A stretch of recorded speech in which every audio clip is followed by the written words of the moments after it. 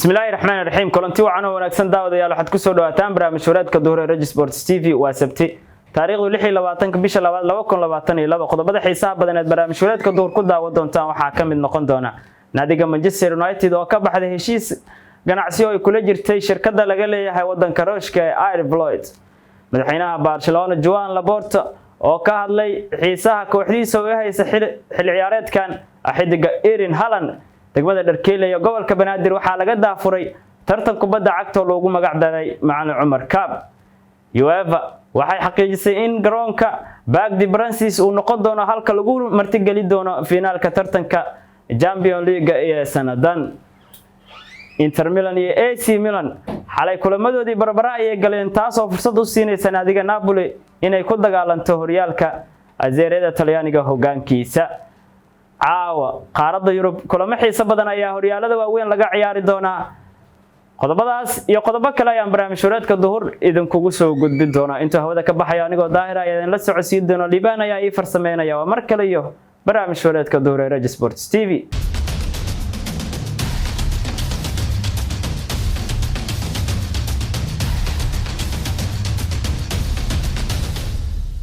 waa tahay daawadayaal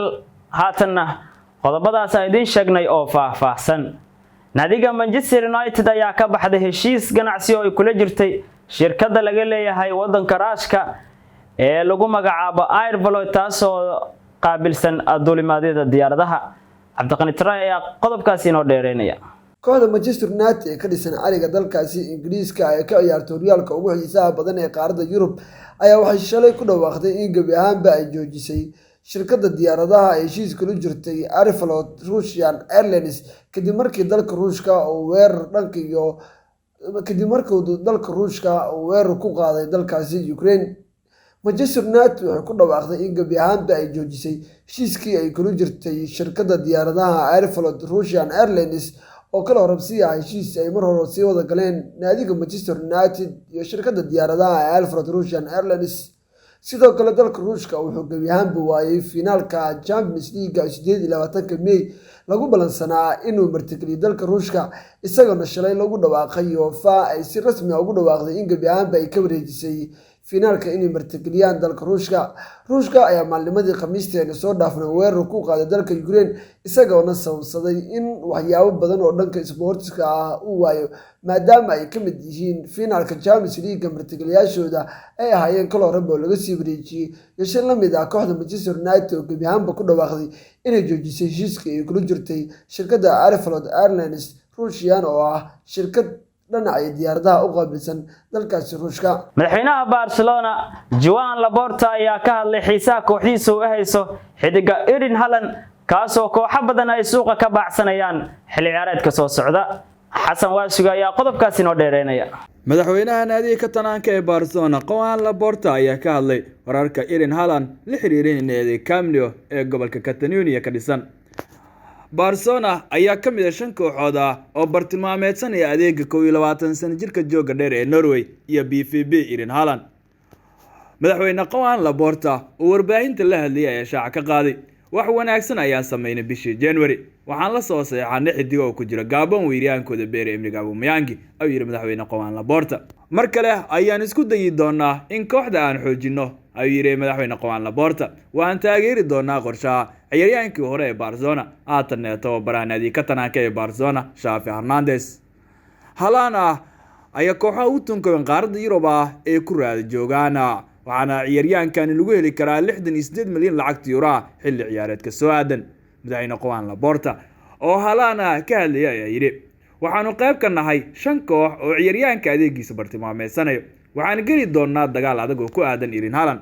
waxaan isku dayi doonaa fursad walba oo Haaland aan ku keeni karna Camp Nou ayuu madaxweyne Joan Laporta. Inter Milan iyo AC Milan xalay kulamadoodii horyaalka Azeerada Talyaaniga barbara ayay galeen taasoo fursad u sii karta naadiga Napoli inay ku soo dhawaato ama ay la wadaagto hoggaanka horyaalka Azeerada Talyaaniga naadiga AC Milan. AC Milan ayaa barbara gool iyo gool gashay halka Inter Milan kulankeedu ku soo ilaaday goolaan eber iyo eber. kooxaha isku haya hoggaanka horyaalka Azeerada Talyaaniga Inter Milan iyo AC Milan ayaa xalay kulamadoodii barbara galay waxaana naadiga AC Milan oo hogaamiyaasha tartankan ama horyaalka Serie A Talyaaniga ay gool iyo gool la gashay naadiga Udine, halka naadiga Inter Milan oo kaalinta labaad kaga jirtana Genoa oo ay marti u ahayd ay la gashay ama ay ku dhamaatay ciyaartooda gool la'aan eber iyo eber. Inter Milan ayaana kaalinta labaad kaga jirta horyaalkan, sidoo kale AC Milan ayaa sanadan hogaaminaysa iyadoona ku hogaaminaysa dhibco gaaraya 57 dhibcood. Napoli oo kulan u baaqi yahay ayaana 54 dhibcood leh, waxaana haddii Napoli kulankeeda ay badiso hogaanka ay la qabsan doontaan naadiga AC Milan, walow Napoli farqiga goolasha ay ka sareyso oo ay kaga kormari karto naadiga AC Milan. Inter Milan laftirkeeda ayadana kulan ayaa baaqo ah, waxayna leedahay 55 dhibcood, waxaana ay tahay ama iminka ay ku jirtaa kaalinta labaad. Horyaalka Talyaaniga ayaa xiiso badan sanadan xambaarsan naadiga Juventus oo waayihii dambe iska maamulan jirtay tartankan ayaana kaalimaha dhexe kaga jirta, waxaana sanadan ku loolamaya saddexda naadi ee kala ah AC Milan oo iminka hogaanka u haysa 57 dhibcoodna leh, iyo Inter Milan iyo Napoli min kulan ayaa u baaqi ah, waxayna kala leeyihiin 55 dhibcood oo ay leedahay naadiga Inter Milan iyo naadiga Napoli oo leh 54 dhibcood.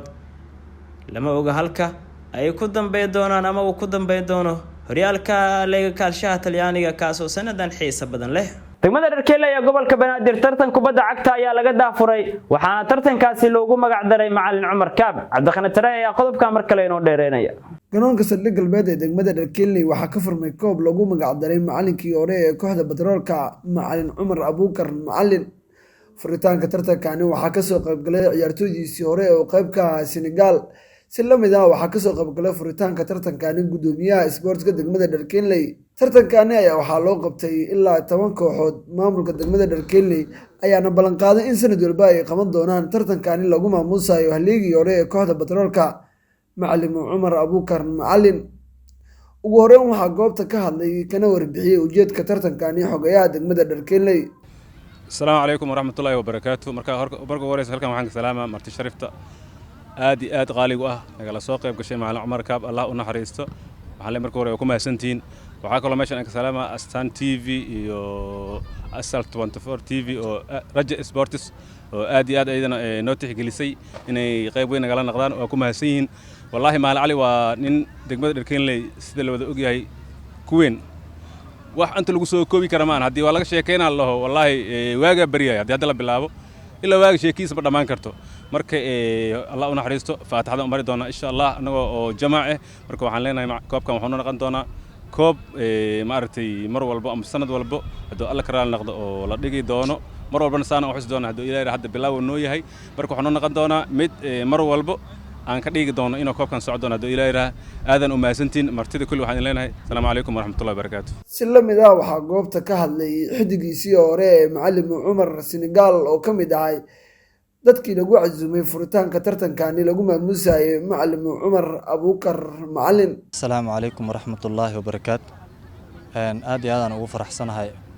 inaan maanta furitaankan aan u taaganahay Macallin Cumar Kaab. runtii horta Macallin Cumar taariikhdiisa waxaan halkaan aan ku soo koobi karno horta ma ahan. inta kalena hadda macalinka iyo gudoomiyaha ka hadleen. runtii aniga hadda magacaan oo Macallin Shuqaale la dhahayo ilaahay ka sokow waxaan ugu mahad celinaa Macallin Cumar. runtii iskuulkan dhammayaasin waxaan xasuustaa waxaan ahayn dadkii subaxdii 12 saac ilaa 7 saac cilmiintada lagu siinayo. waxaan kaloo aad ugu faraxsanahay Macallin Cumar markaan sports arkab asaan igu soo dhacay sababtoo ah 2004 2003 waxaan xasuustaa dadkii markaas la soo saaray waxaan ahayn dhammayaasin. Macallin Cumar ciyaaryahan aalmiinta oo soo saaro naadaashan ziyaarada waxaan xasuustaa dhammayaasin markoo ka tago tijaabaha taama mareen. marka alxamdulillah maantana waxaan u taaganahay inaan asiga aan xusno aad iyo aad aan ugu faraxsanahay. dhammaan inta ka soo qayb gashay iyo maamulka aad iyo aad aan ugu mahad celinaa. marka hore waxaan salaamayaa dadka isku soo taxluujiyay koobka Macallin Cumar inay furaan ma sha Allah ay u qabtaan waxa waa anoo dhan magacayno tahay. teeda kale Macallin Cumar waa ninkii aniga magacaan Senegal ii yeelay asiga waaye. hadduu Ilaahay raali Macallin Cumar waxaan isla tagnay macallinkeygu ah intaasoo santawaadkii 9 ilaa hadda dhow waa isla jirnay. magacaan degmooyinka markii la keenay ninka kaliya degmooyinka ku asaasay koobaan u qaadnay maka iyo madiino isla jirta maanta waxaan taaganahay macalin cumar inaan xusno macalin cumar waa nina soo halgamay jiilka hadda soo baxay kor u soo qaaday haddana turab yaa u timid ilaaha u naxariisto laakiin aniga ninka magacaan isoo gaarsiiyey oo heerkan i gaarsiiyey ilaahay ka sukow asiga waaye aabbahayna waaye way fahanteena umle waxaan isla tagnay Uganda Burundi iyo Rwanda Uganda Burundi aan isla tagnay alxamdulillah Uganda inta markay noogu yimideen hal ibra ugu badan xagga markaan tagnay 2 ibra noogu badiyeen sidaasaan ku soo hirnay macalin Cumar sida markaas kadib garoon soo istaagin alxamdulillah turab yaa u timid wa alaykum salaam wa rahmatullahi wa barakatuh ugu dambeynna waxaa hadalka soo xiray gudoomiyaha isboortiga degmada Dharkeenley isagoona ballan qaaday in sanad walba ay qaban doonaan tartankan lagu maamuusayo macalin Abuukar sidoo kale wuxuuna ka codsaday ciyaartooyda ka qayb galaya tartankani inay soo bandhigaan kubad ay ku dheehan tahay xushmad iyo kubad wanaag بسم الله الرحمن الرحيم ثم الصلاة والسلام على نبينا محمد وعلى آله وصحبه وسلم أجمعين أما بعد ما أنتم عميشان اسكوغو إيماني وهرم حسلامة معلمينتا لجن ديسكا دقمدا وهرمود كوها سبورتيكا مع السنغال يو ماركتي يتم كميشان إغلاسو قيب قلي مع العالي مع ميدا كالي تود وحان مانتا قوانونا كوب أنا أوتلا قلنا إنا كما مصنو macalin Cumar Kaab runtii macalin Cumar wuxuu ahaa nin lajan ah oo degmada maaragtay aad qiimo badan u hayso koobkana insha Allah waxa waaye 10 naadi ka qayb gali doonto haduu Ilaahay idmo waxaan rajaynaynaa sida maanta oo aan u furnay u daafurnay oo inuu nagu dhamaado si nabad ah insha Allah kulli un macalinka waxa aad ugu taariiqeyn doono Senegal oo muddo badan ay maaragtay wax isla soo wadaageen ashwadaag ahaayeen oo maaragtay iga dambeyn doono waxaan leeyahay insha Allah ku soo dhawaada maaragtay macalin Cumar Kaab waana insha Allah waana daafuri doona haduu Ilaahay idmo xiriir kubadda cagta UEFA ee qaaradda Yurub ayaa xaqiijiyay in garoonka Parc des Princes uu noqon doono halka lagu martigeli doono tartanka haramada qaaradda Yurub finaalkiisa waa tartanka Champions League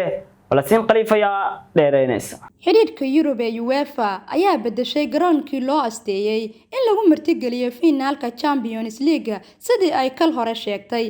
garoonka St Petersburg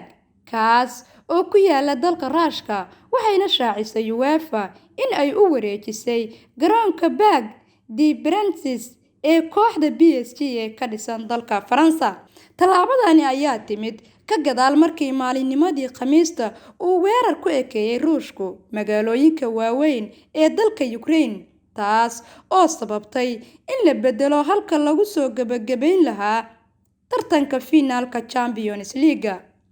haddii aan wax laga bedelin sida horey loo qorsheeyay finaalka ayaa la qaban doonaa 28 May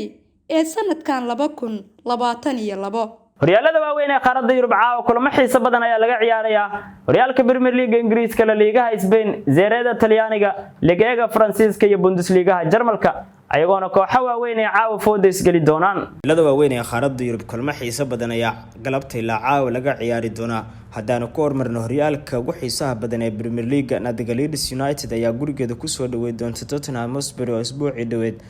gool darro soo dhadhansiisay hogaamiyaasha horyaalka Manchester City Brentford Newcastle United ayaa soo dhaweey doonta naadiga Brighton and Hove Albion Aston Villa iyo Philippe Coutinho ayaa caawa marti qaadi doonaan naadiga Crystal Palace Burnley soo dhaweey doonta Manchester United garoonka Old Trafford Watford ayaa caawa ku marti qaadi doonta Everton garoonkeeda waxay caawa sidoo kale ku soo dhaweey doonta hogaamiyaasha horyaalka Manchester City taas oo isbuucii hore gool darro kala soo kulantay naadiga Tottenham Hotspur waxaana Manchester City iminka ku soo dhawaanaya naadiga Liverpool oo 3 dhibcood oo qura hogaanka horyaalka ayayna hadda ku haysaa horyaalka La Liga dalka Spain naadiga Mallorca Valencia ay caawa soo dhaweey doonta Getafe Deportivo Alaves ayaa caawa soo dhaweey doonta naadiga Rayo Vallecano Real Madrid hogaamiyaasha horyaalkan ayaa caawa gurigooda ku marti qaadi doonaan naadiga Atletico Madrid oo jahwareer la kulmaysa sanad ciyaareedkan ayaa naadiga Celta Vigo soo dhaweey doonta Serie Talyaaniga oo hogaankiisa ay ku loolamayaan naadiyaasha Napoli Inter Milan iyo AC Milan kulamo xiiso badan ayaa sidoo kale ka jira naadiga Salernitana oo ah naadiga ugu hooseeya horyaalkan Bologna ay caawa gurigooda ku qaabili doontaan Imbolina waxay caawa soo dhaweey doontaan naadiga Juventus oo sanad ciyaareedkan jahwareer kala kulmaysa horyaalkan Talyaaniga. Sassuolona Fiorentina ay caawa soo dhaweey doontaa horyaalka Bundesliga Jarmalka. naadiga Bayer Leverkusen waxay soo dhaweey doontaa caawa naadiga lagu magacaabo Arminia Bielefeld.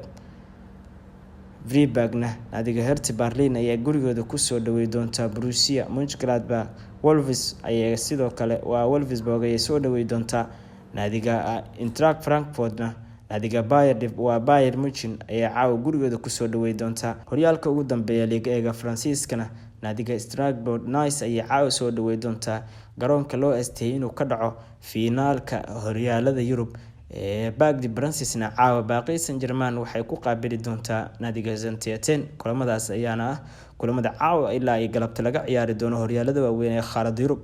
waa tahay daawadayaal halkaas ayaan jeclahay inaan maanta kusoo gabagabeeyo barnaamij wareedka duhur ee Reg Sports TV anigoo daahir ayaa la socodsiinay barnaamijka inta hawada ka baxay liibaan ayaa ii farsameynayay